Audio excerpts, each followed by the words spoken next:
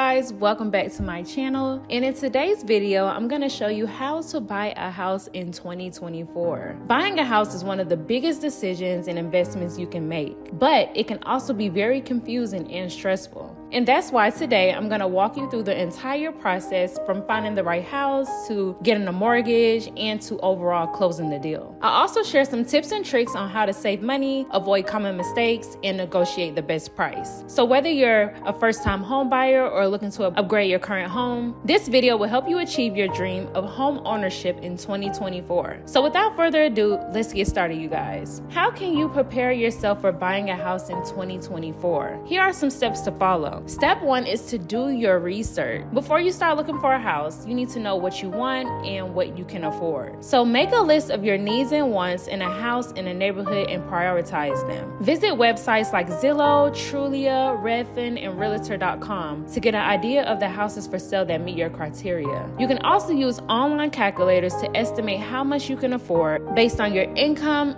debt, saving, or credit score. And check your credit report and score to make sure they are accurate and up to date. Number 2 is to get your finances in order. Once you have a budget and a target price range, you need to save for your down payment and closing costs and pay off any high interest debt. You also need to avoid making any big purchases or changes to your credit, such as opening a new account or applying for new loans. These can lower your credit score and affect your mortgage approval and rate. And you'll also need to gather all the documents you'll need for your mortgage application, such as pay stubs, tax returns, bank statements, and proof of assets and income. The third step is to contact a real estate agent. A real estate agent can help you find the right house, negotiate the best price and terms, and guide you through the whole process. You should look for an agent who is experienced, knowledgeable, and trustworthy, and also who specializes in the area and type of house that you want. You can ask for referrals from friends, family, or co-workers, or you can use an online tool like HomeLight or UpNest to find and compare agents in your area. You should interview at least 3 agents before choosing one, and you should ask them about their credentials, track record, communication style, and fees.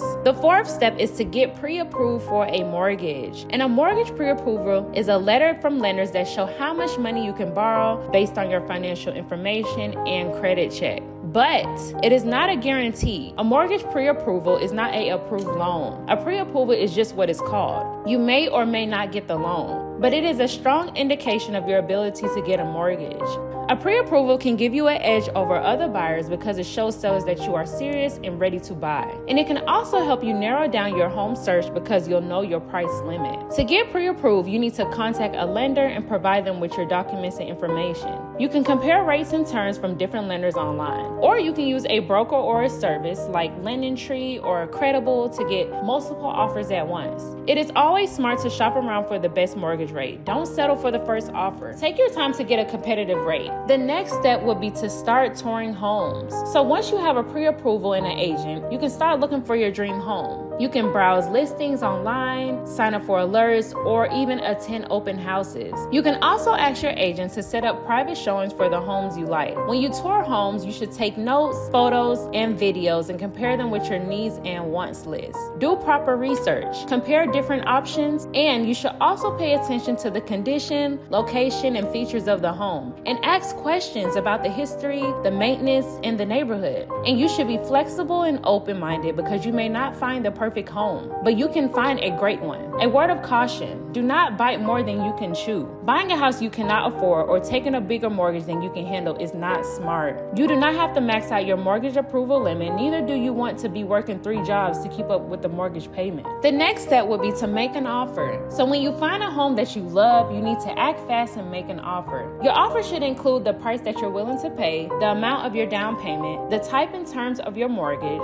the closing date, and any contingencies or conditions you have. Contingencies are clauses that allow you to back out of the deal without losing your earnest money deposit, which is the money you put down to show your good faith. Common contingencies are for home inspection, appraisal, financing, and title. Your agent can help you craft a strong and realistic offer based on the market conditions, the seller situations, and the home's overall value. Your agent can also help you submit your offer and your earnest money deposit to the seller or their agent. The next step will be to negotiate. So after you make an offer, the seller can accept it, reject it, or make a counter offer. And if they accept it, congratulations, you have a deal. If they reject it, you can either move on or make a new offer. And if they make a counter offer, you can either accept it, reject it, or make another counter offer. This process can go back and forth until you reach an agreement or either walk away.